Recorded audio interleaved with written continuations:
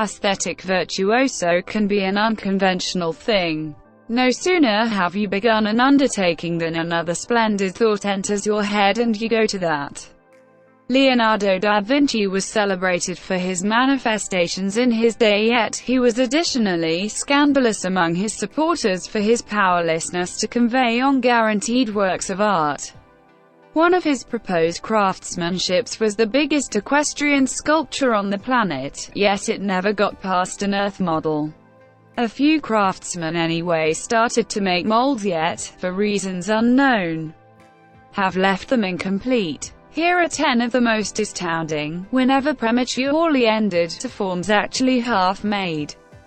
Old Greek sculptures, similar to Old Greek culture, had an affection for exposed youngsters. Kouroi were sculptures that can be found all through the Greek world. Throughout the long term, the improvement of Greek craftsmanship can be continued in the progressions of style appeared in these kouroi. The majority of them are life-size, yet some of them could be far larger. One kouros found at Apollonas on the island of Naxos would have stood 10 meters tall, on the off potential for success that it had by any means. It was started in the 8th century BC, however never left the quarry.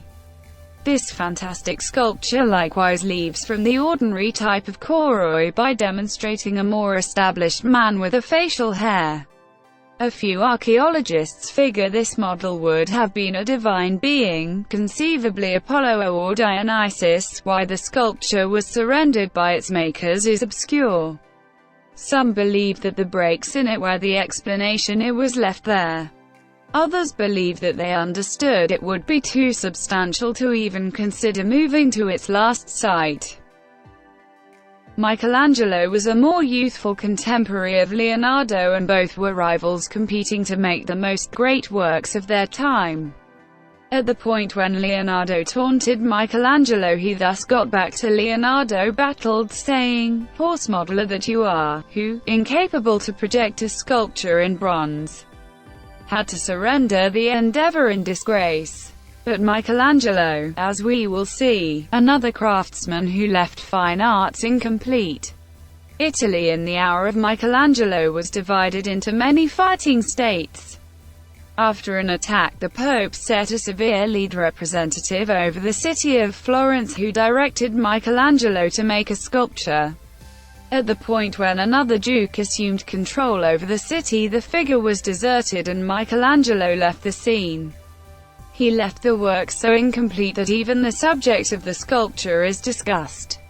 Is the figure pulling a bolt from its quiver, as Apollo would, or is it getting a sling to execute Goliath, as David would? Whichever way it is, a perfect bit of workmanship.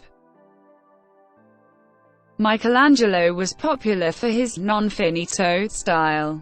Vasari, who thought of one of the principal books of craftsmanship history, said that the works he imagined were of such a nature that he thought that it was difficult to communicate such bombastic and amazing originations with his hands, and he regularly relinquished his works, or rather destroyed huge numbers of them, for dread that he may appear to be not exactly great. At the point when Pope Julius II, known as the Fearsome Pope, directed his concentration toward workmanship, he arranged enormous things. Among different accomplishments he brought to fulfillment was the Sistine Chapel works of art of Michelangelo. At the point when Julius needed a burial chamber, he approached Michelangelo once more. The Pope needed a catacomb deserving of an extraordinary man, and he authorized Michelangelo to encompass his burial chamber with models. Among these were to be a progression of figures known as the detainees, the awakening slave, the bearded slave, the young slave, and the Atlas slave were intended to decorate Julius' burial chamber, however were rarely finished. Today they remain as human structures endeavoring to battle. Liberated from their marble, however, are valued by history specialists of craftsmanship for the signs they uncover about Michelangelo. Insane Horse was a warhead of the Oglala, one of the Lakota groups and part of the Sioux Alliance, in the 19th century. Regarded by his own kin and his adversaries, he was one of the most celebrated Native Americans of his time. During the 1930s, Henry Standing Bear started to design a landmark to Crazy Horse that would match the official appearances on Mount Rushmore. He wrote to Polish stoneworker Korczak Ziolkowski, "My kindred bosses and I might want the white man to realize that the red man has incredible legends." 2. Work on the sculpture began with an impact of explosive in 1948.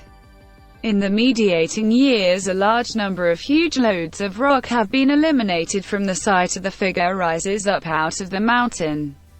Ziolkowski kept on coordinating work on Crazy Horse until he passed on at the site in 1982.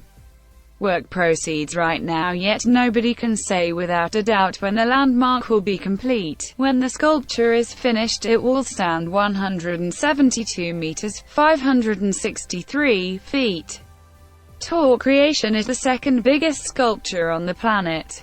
The entirety of the appearances on Mount Rushmore would fit onto Crazy Horse's head. The stupendous sculptures of Easter Island are celebrated far and wide. The baffling Moai, otherwise called Easter Island Head, however, they have bodies, arrive in an assortment of sizes. The biggest one standing is known as Paro and is 10 meters, or 33 feet, tall. However, there was one that would have predominated it. In the event that it had ever left the quarry, El Gigante was over twice as tall as Paro at 72 feet tall. The manufacturers of the Moai were maybe all in all too aggressive when they began making El Gigante. It tipped the scales at around 170 tons, which the Easter Islanders would have battled to move. They needed haggles, so would have needed to utilize sledges and logs to move and erect the statue. Today El Gigante lays where it generally has, in the quarry where it was being cut. Never completed and never moved, it remains looking up at the sky. This is really a more honorable closure that most Moai confronted. Sometime in the 18th century, the Moai were completely pushed over with the goal that their appearances were in the soil. David Govaddar raised a sculpture of dashing ponies to commend 100 years of Washington being a state. The various life-size ponies each weigh more than 1,000 pounds and as they stand are one of the most seen bits of workmanship in the state. In any case, they are not the total figure as the craftsman imagined it. According to the first arrangement, the ponies should be running out of a bushel. The ponies should be a blessing from the grandfather spirit who might proclaim, "Animals of this planet, observe, a great basket.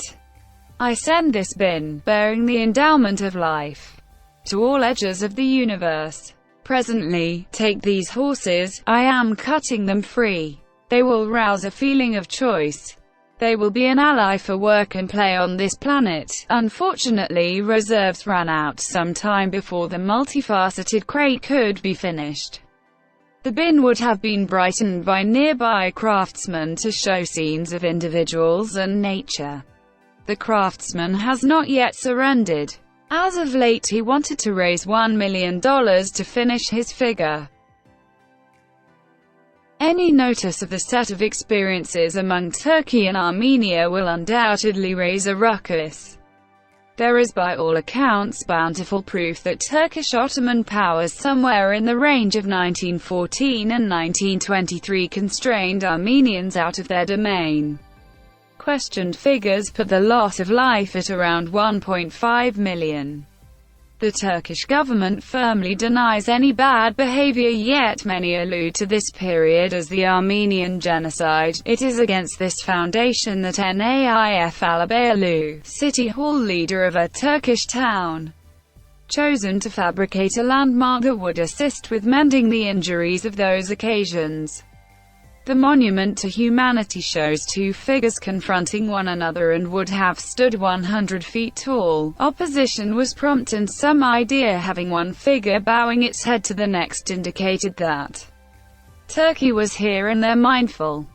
Working of the sculpture was rarely finished. Laying in the residue at the base of the landmark is an enormous hand, called the Hand of Friendship, that it appears will currently never be set up. Michelangelo's Pieta in the Vatican is one of the most well-known models on the planet. Demonstrating the Virgin Mary with Jesus's body after the torturous killing, it is a gigantically moving showstopper. Yet, it isn't the main time Michelangelo shaped the scene. His last showstopper, left uncompleted at his passing, shows the two figures in a totally extraordinary pose. The mold as it stands today isn't the main rendition he had attempted to make from the square of marble he utilized. Getting disappointed with the outcomes, Michelangelo hacked away the entirety of his past work. Aside from Jesus's privileged arm, Michelangelo once said, "I esteem profoundly the work done by an extraordinary expert, despite the fact that he may have invested little energy over it." Works are not to be decided by the measure of pointless work spent on them, however, by the value and aptitude and dominance of their creator. So maybe he would not be tragic that so huge numbers of his work stayed incomplete at his demise. There is just one marble design by Michelangelo in the UK, and it is one of the valued assets of the Royal Academy. The Virgin and Child with the infant St. John is one more incomplete work by Michelangelo, however it stays an excellent work of art, also known as the Taddei Tondo, a tondo being round work or craftsmanship. It shows the fast and hard blows that Michelangelo used to make his figures. On the opposite of the work there is a dainty break that may have been brought about by Michelangelo's sledge blows. And there is a missing segment that might be another characteristic of his snappy work. The Taddei Tondo has as of late been in the news on account of conversation of whether it ought to be sold by the Royal Academy to make sure about its funds. Some have esteemed the model at £100 million. The antiquated Egyptians wanted to raise amazing showstoppers. Among the biggest were the detached monoliths that scratched the sky well before present-day urban areas started raising high-rises. The biggest monolith ever found, estimated around 42 meters (140 feet) tall. It would have been a third bigger than some other monolith.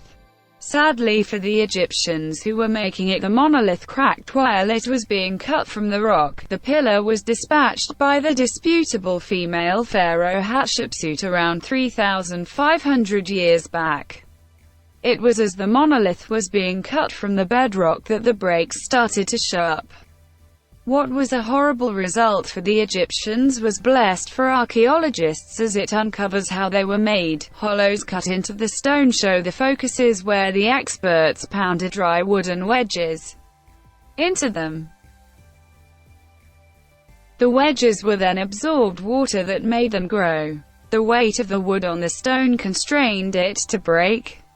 These breaks were helpful. The ones that decimated the pillar were less valuable. I hope you enjoy this video, so thank you for watching. If you like this video, give a like and subscribe my channel for more updates of amazing facts.